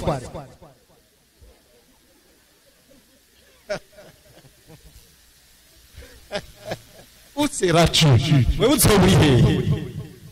Aujourd'hui, il faut que tu commences à Uyu munsi sois bikeneye gutangura kwishyura kuri icyo kibazo. Ubu umunyabwenge wumviriza inzamba z'Imana zivuga. Qui comprend pourquoi j'ai dit que c'est les trompettes? Ninde atahura igitabo navuze ko ari C'est des inzamba? avertissements de Dieu. Ni imburi z'Imana. L'histoire va vers sa fin. Isi kirajya Ce que Jésus a dit, c'est vu. ibyo Yesu yavuze byose Comme à une période, tout ce qui vient va arriver. Kandi monde n'ira pas bien. iri imbere bigiye kuza. Iyi si ntizo iriko irajya heza. Tu peux avoir le doctorat, aie-le. Niba bishoboka ko wiga ukaronka urupapuro rw'umutsindo wa doktora, Prépare-toi pour le ciel parce que tu peux avoir le doctorat uraruronka et te brûler avec. ubwo witegurire no kuja mu ijuru kuko bashobora kururonka ukazoshana nago. Tu comprends? Ninde bitahura? Tu peux construire une maison, construis-la, mais c'est Jésus avec. De peur ne soit continué avec ta maison. Ushobora kubaka inzu yubake mugabo ukorere Yesu n'inzu yawe Dieu veut atari que tu uzoshana nayo. Dieu sait que les temps seront durs. Imana irazi ko ibihe bizoba ari bibi cyane. Dieu veut préparer aujourd'hui des croyants qui vont vaincre pendant 7 ans. Imana ishaka gutegura ubu abizera bazonesha muri icyo gihe kibi. La véritable question aujourd'hui n'est pas est-ce que ces choses vont arriver? Elles sont déjà en train d'arriver. Où sont le coronavirus? Ikibazo cy'ubu mbega ibyo bintu biri byashika. Ibyo bintu nyene byarashitse harimo na coronavirus. Écoutez, d'où est sorti le VIH? Reka nabaza umugabo bafite bavuye mu kanya gato Les gens se mettent à mourir d'un virus qui n'existe pas. abantu bagatangura kwicwa n'umugero utahahura. D'où est sorti Ebola? Ebola yavuye. C'est de ça qu'il parle, la mortalité. Nibyo D'où sort le coronavirus? coronavirus yavuye. Et qu'est-ce qui vient devant? Mbega n'igihe kigiye kuza imbere. Tu comprends ce que nous sommes en train de aho faire? icyo turiko turavuga Qu'est-ce qui vient? n'igihe kigiye kuza imbere kimirije kuza. Le monde n'ira pas mieux. Isi ntigana Mon frère, ma soeur, ce monde n'ira pas mieux. iyi si C'est toi qui dois changer et devenir un serviteur. ntiteri ija heza. Iyi si ntiteri ija heza. Dis-le à quelqu'un à côté de toi. bwira umuntu wicaranye ngaho mubwire ati iyi si ntiteri ija Ce heza. monde-ci n'ira pas mieux. iyi si ntiteri ija heza niwe utegereza kuba mwiza. Il va à sa destruction. corruption. Mais c'est toi qui dois changer. Devenir un croyant vainqueur. Pour survivre à cette fin de temps. Nous sommes à la période que la Bible a appelée la fin des temps.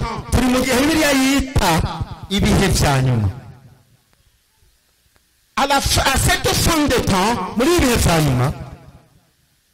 il y a un genre de croyant qui va survivre, qui va triompher. La Bible, Apocalypse l'appelle les vainqueurs. Apocalypse, il ne parle que des vainqueurs.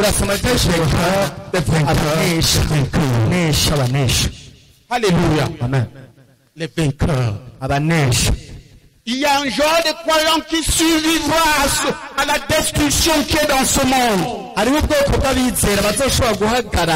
C'est les vainqueurs. Dieu veut les vainqueurs. Dieu veut que tu deviennes un vainqueur.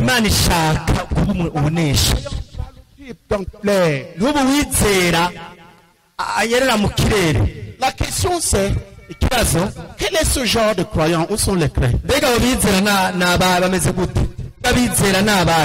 Nous allons lire dans Apocalypse 11.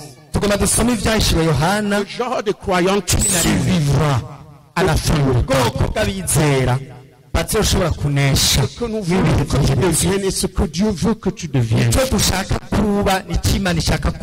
Dans le monde entier, l'église qui survivra et qui sera enlevée.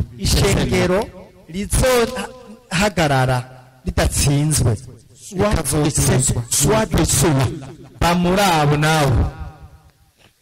Amen. Et tous qui sont dans la CMC ici, c'est pas tout le monde. Ceux qui ne veulent pas remplir les conditions vont payer. Les vainqueurs survivants. Moi, j'ai choisi d'être un vainqueur. Et toi, qu'est-ce que tu as choisi? Demande à ton frère. Tu as choisi quoi? D'être un vaincu ou d'être un vainqueur?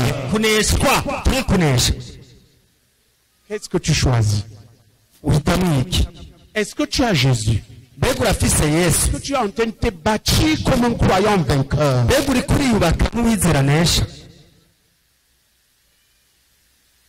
Où est la craie? Mais frère, vous posez le tableau. Nous lisons.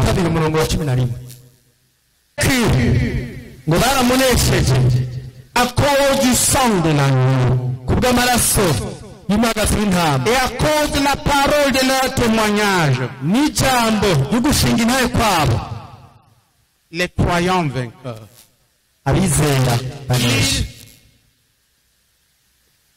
ils ont vaincu. À cause de quoi? À cause du sang de Jésus. Regardez, frère, ne viens pas d'abord de ce que nous avons fait, mais de ce que Jésus a fait. La victoire nous est donnée gratuitement. Jésus a versé son sang. Que si nous croyons véritablement en lui, le diable n'ait plus de base pour nous accuser et pour nous posséder. Le sang de Jésus pardonne et couvre tous nos péchés et nous purifie.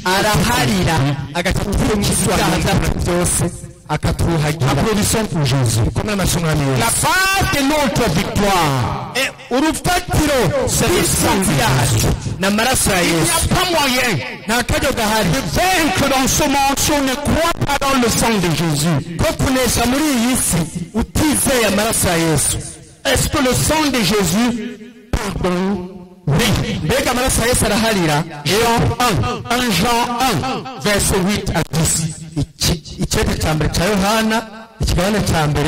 Est-ce que le sang de Jésus pour nos péchés tels que Dieu ne les voit plus? Oui. C'est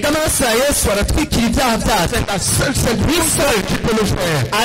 imana atabona ibyaha byacu. Le sang de Jésus nous purifie de manière à éliminer le péché, oui. mbega amaraso ya Yesu 1 Jean 1 verset 8 à 10. aratwuhagira ku buryo akuraho icyaha cyose. Écoutez frère, umviriza bene data, il m'a purifié. yaranyuhagiye. J'étais un grand pécheur. nari umunyabyaha. Je ne crois pas qu'il y a beaucoup de personnes ici qui ont fait les choses que j'ai faites. sinibaza ko hari abantu benshi ngaha muri mwebwe bakoze nk'ibyo nakoze. D'une grande ville terrible. mva mu gisagara kinini kirimo ibintu by'ubuyobe. Jeune homme, j'ai fait des choses terribles. nkiri umusore nakoze ibintu by'ubuyobe. J'ai dormi dans les boîtes de nuit. narara ndatamba mu bibanza byo gutambiramo. Je crois que j'étais fou. nibaza ko nari musazi. De toutes les manières, j'étais pas normal. uko biri kose sinari nkomeye. Parce que je ne savais même pas ce que je cherchais. kuko sinari nzi n'icyo ndondera. Je ne vais pas vous raconter les détails, c'était terrible. sinabibabwira ngo ndabidondagure birateye ubwoba. À la fin, une nuit, seul, umunsi mwari mw'ijoro sortais d'une boîte de nuit. ndi jenyene nari mvuye mw'icyo kibanza cyo J'avais gagné de gutambiramo. l'argent nari narose amafaranga. et les amis m'ont pris en route. Dès qu'ils savaient que j'ai l'argent, et tout le monde en route. abagenzi banyorera mw'ibarabara kandi nyene bazi ko ufise amafaranga baraca kuyora. Avec le peu que j'ai gagné, je commence à faire le patron. agenda n'udufaranga duke naronse ntangura kwigira Tout le monde prenait. chef ngo mwese babahe. Et les billets sont les plus chers là-bas. Les bières. Les billets sont les plus chers. kandi hari ibiyeri birazimba cyane, inzoga zirazimbye cyane. Et les femmes moins chères, dans tout. abagore nabo bazimbutse hose. Moi, je ne savais même pas ce que je cherchais. sinari nzi icyo Je n'étais pas spécialement un buveur parce que je n'arrivais pas à boire plus de 3. Quand je buvais 3, j'achetais les autres pour que les gens ne sachent pas que je ne bois pas assez, je versais. J'achetais, je versais. sinari nzi no kunywa cyane kuko maze kunywa zitatu byabihetse, ahubwo nasigara ndazigura kugira ntibansuzugure ngo bancishe n'ijisho ngo sinzi kunywa nenga ku kajisho nkamena. Je ne savais même pas ce que je cherchais. Je me mettais à danser. Dombolo, dombolo, dombolo. Je ne sais pas quel était mon problème. sinzi ingorane nari mfise.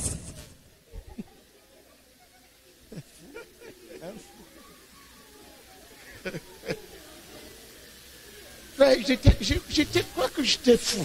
nibaza ko nari umusazi. Je n'étais pas normal de toutes les manières. sinari nkwite ubwenge Je uko ne parle pas comme quelqu'un qui a été normal. rero sindiko ndababwira nk'umuntu. Dieu m'a sauvé. imana yarankijije, M'a purifié. imana yaranyuhagiye. Écoute, umviza je vous parle ici. Au moment où je vous parle, ubu nyene muri iki gihe ndiko ndabarije, je ne connais pas un péché que j'ai commis qui n'a pas été réglé. sinzi icyaha nakoze kitunganijwe. Je marche avec mon Dieu. ngendana n'imana yanje. ndababwira ukuri Et si je vois, kandi règle là, ndagitunganiriza le sang de Jésus a été versé. amaraso ya Yesu yasetse kuri Mais si tu banje. accumules ces choses pour toi et tu les caches, ça va te piéger. niwirundaniriza ibyaha hanyuma ukabinyegeza bizokubera umutego. Qui comprend? ninde bitahura? Ça va te tuer. bizokwica. Je ne connais pas. ntacyo nzi. Si j'en connais, je découvre un, je le confesse. sur bonye le kimwe chemin. cyenda cyaturaho nyene. Le sang de Jésus m'a lavé. amaraso ya Yesu Le yaranyuhagiye. sang de Jésus m'a purifié. amaraso ya Yesu yaranyogeje. Vas-tu devenir un vainqueur? mbega uzohinduka unesha. Vas-tu marcher dans le sang de Jésus? mbega uzogendera mu maraso ya Yesu. Savoir comment on marche dans le sang de Jésus, lis Jean 1. umenye ingene Verset bagendera mu maraso ya Yesu. Jean 1. usome icete C'est 18 à 20. usome Crois au sang de Jésus qui peut te purifier. wizera amaraso ya Yesu ashobora kukweza. Crois au sang de Jésus qui couvre les péchés des hommes en sorte qu'ils sont comme s'ils n'avaient jamais péché. wizera amaraso ya Yesu atwikira icyaha by'abantu kundi bagaragara imbere y'Imana nk'abatigeze bacumura. Crois au sang de Jésus qui stoppe le jugement contre ton passé, contre tes péchés. wizera amaraso ya Yesu Kristo ahagarika urubanza rw'ibyaha bakoze muri kahise. Répands-toi et crois. wihane wizere. Répands-toi de tes péchés et crois. wihane ibyaha byawe wizere. Et tu es sauvé. Alléluia. Amen. Y a-t-il quelqu'un qui veut être sauvé?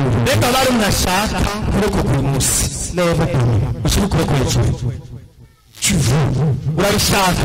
veux te repentir de chaque fois. Oui, lève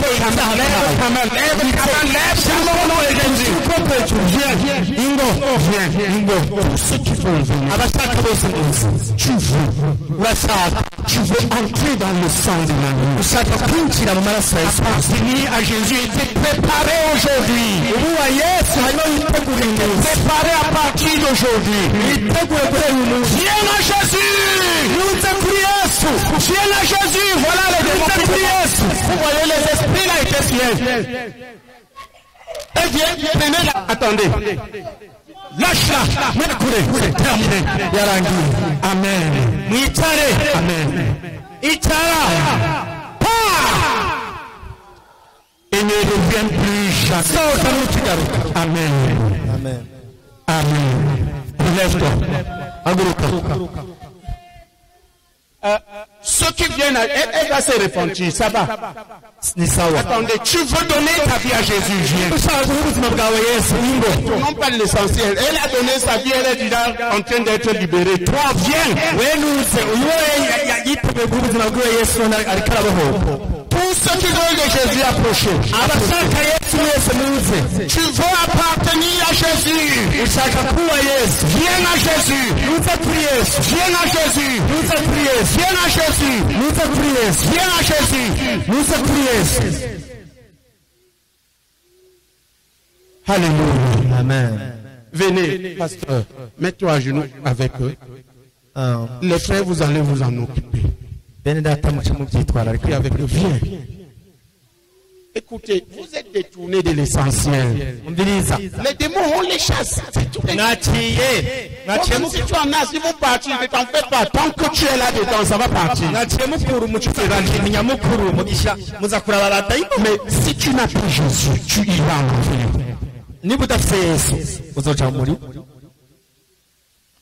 Si tu veux de Jésus, viens.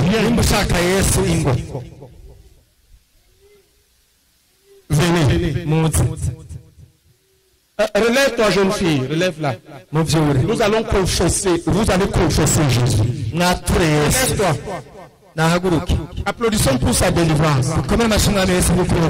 Alléluia. Tout le monde prie. Mwami Yesu. Ndagushimiye. Kuba wambaye ku musaraba. Kubw'ibyaha byanje.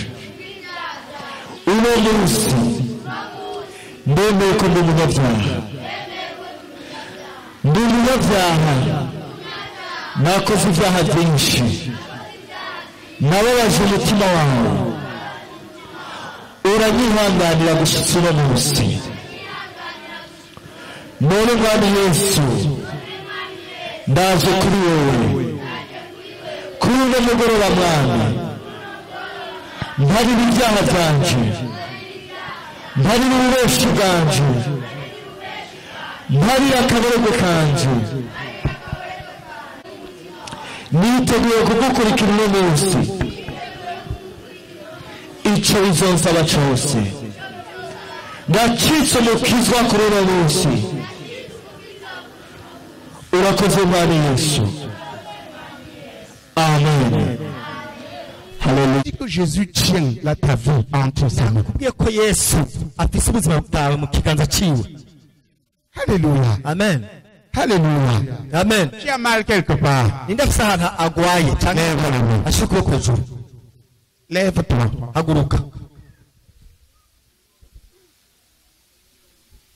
On va faire cette prière de guérison. Et le reste, on va continuer demain parce que... Écoute.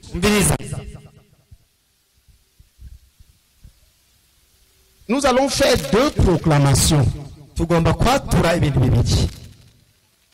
Qui pense que sa maladie est très grave et que ce n'est pas facile. Lève la main. Tu as quoi? Et tu penses que le genou c'est très grave, viens. Je vais vous montrer qu'il n'y a pas de maladie très grave pour Jésus. Pas quoi au genou.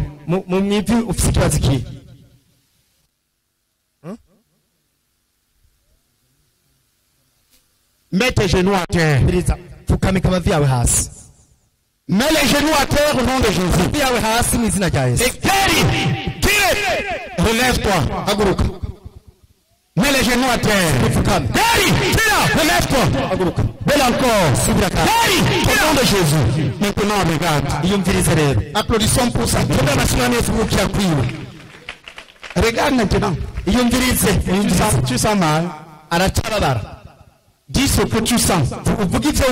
Plus fort. Est-ce que tu sens mal maintenant? Tu sens mal encore? Prosterne-toi encore. Lâche-le. Applaudissons pour ça. Relève-toi. Regarde, ne sont plus de douleur au nom de Jésus. Vas-y. Est-ce que tu sens mal? Merci Seigneur. Jésus, c'est fini. Parce que je viens de recevoir sa guérison. Applaudissons pour Jésus. C'est terminé.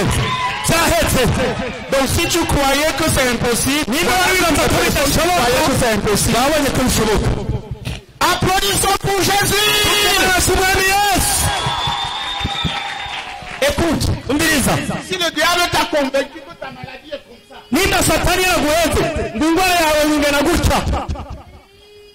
je n'ai pas dit que tu amènes les gens ici. Il y a tout ce monde. Va là-bas. Écoutez ce qu'on dit. La puissance ne vient pas de moi. Elle vient de ce que tu entends.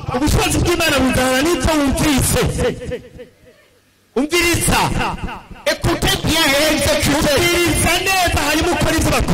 Regarde. Qui d'autre pense que sa maladie est très...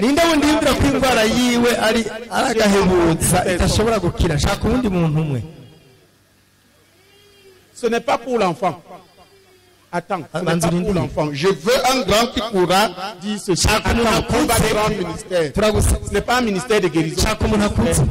Des miracles qu'il lui faut. Viens. Qu'est-ce que tu as? Viens. Tu as quoi? Hein? L'épilepsie. Comment on saura que c'est fini? Je veux ce que je vais prouver ici là. Je peux déclencher la voix chez les autres. Ça va partir.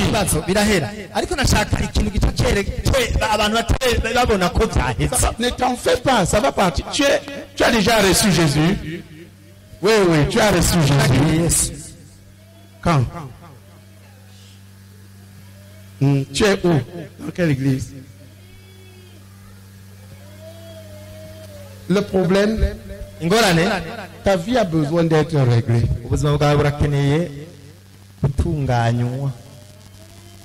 Si tu as reçu Jésus et tu fonctionnes comme non-croyant, c'est encore plus grave. Je voudrais, tu veux qu'on t'aide, tu as besoin d'un ministère pastoral. Pasteur, tu le prends. Elle confesse tous ses péchés et sa vie en c'est un ministère pastoral. Parce que les gens qui sont croyants et s'amusent avec le péché ne posent pas les mains précipitamment avant de les confesser. Qui d'autre? C'est impossible là. C'est quoi? Démonie, c'est quoi? Où est-ce qu'on va voir démonie? C'est un truc pratique, frère. Ça, c'est dans ta tête que ça se trouve. Personne n'a un truc pratique là. C'est quoi? C'est quoi? C'est quoi là-bas?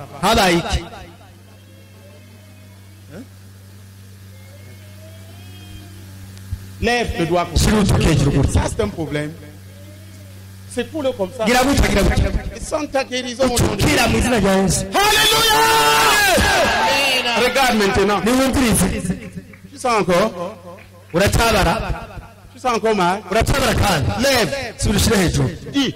Toi, tu es guéri au nom de Jésus. Tu vas disparaître. Regarde maintenant. Tu ne sens plus de douleur. Tu le sens encore? Tu dis ce que tu sens, c'est simple. Tu le sens? Tu es encore mal?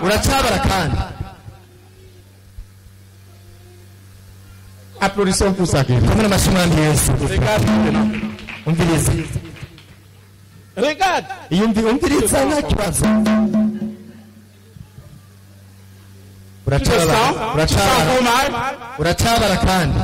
Amen. Amen. Quand j'appuie, tu as mal. Ne dis pas ce que tu imagines. Mais il y a des gens qui sont tellement habitués au truc religieux. Regarde, tu sens mal maintenant. Quand j'appuie, tu as mal. Mais pourquoi tu dis que tu as mal?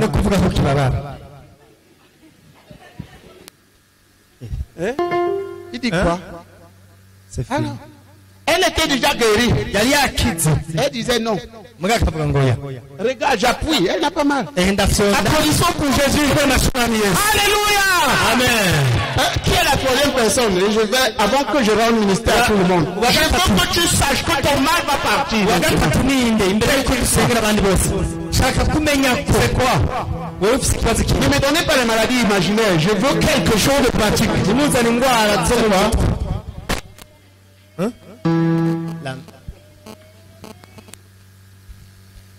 Et tourne.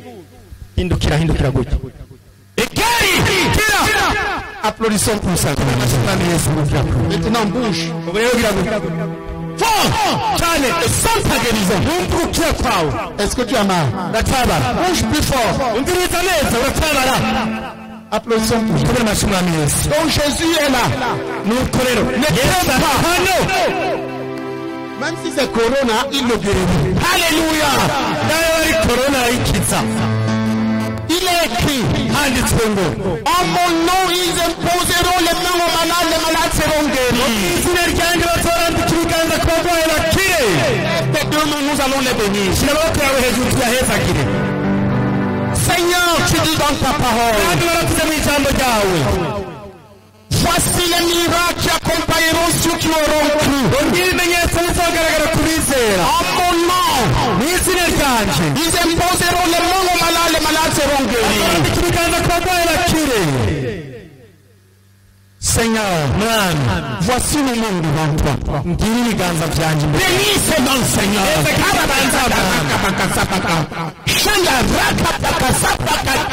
Nous croyons en toi. Bénis ces mains. Que là où elles seront posées,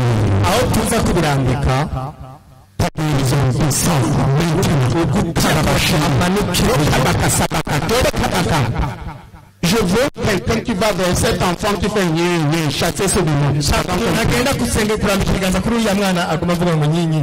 Prends les mains et mets-les là où tu as mal. Vas-y, tu vas prier avec moi. Tu vas prendre cette dame, elle a besoin d'un ministère profond. Tu lui rends un ministère et tu pries, son problème sera réglé. Alléluia. Amen. Mets la main sur la tête. Pose-lui les mains. Mets la main là où tu as mal. Alléluia. Amen. Certains voient déjà que leur mal est parti. Quelqu'un est en train de sentir les choses bouger là où il a mal. Le mal est en train de partir. C'est qui? Il semble que ça bouge, ça bouge, ça bouge, ça bouge, ça bouge. Lève la main. C'est qui là? C'est en train de partir. Mets la main là où tu as mal. Le mal est en train de partir. C'est quelqu'un le sent. Il sent les choses bouger. Mets la main, prions. Au nom puissant de Jésus. Mal. Disparaît. Disparaît. Disparaît. Disparaît. Disparaît.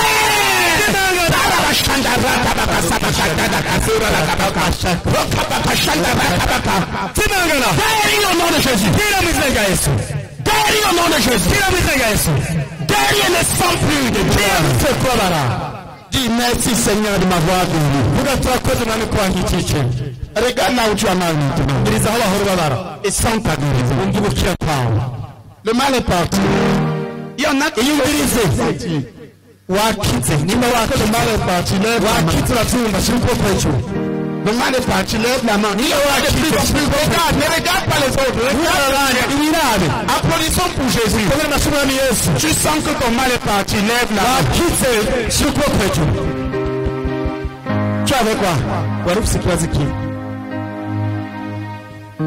Des allergies. Tu avais mal au dos.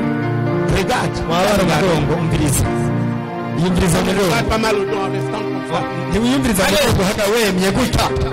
Tourne au nom de Jésus Nazareth. Ne te bloque pas. Toi tu avais quoi? Regarde.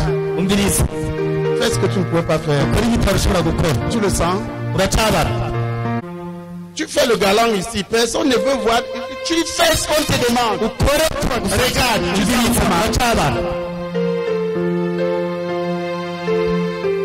Applaudissons pour Jésus.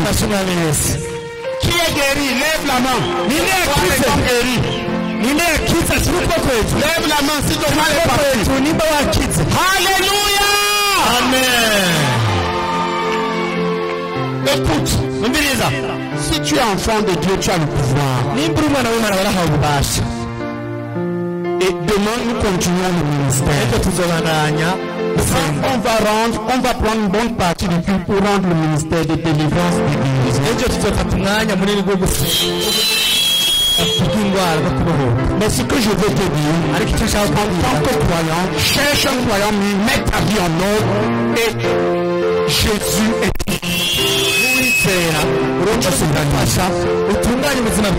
que le Seigneur te bénisse. Amen.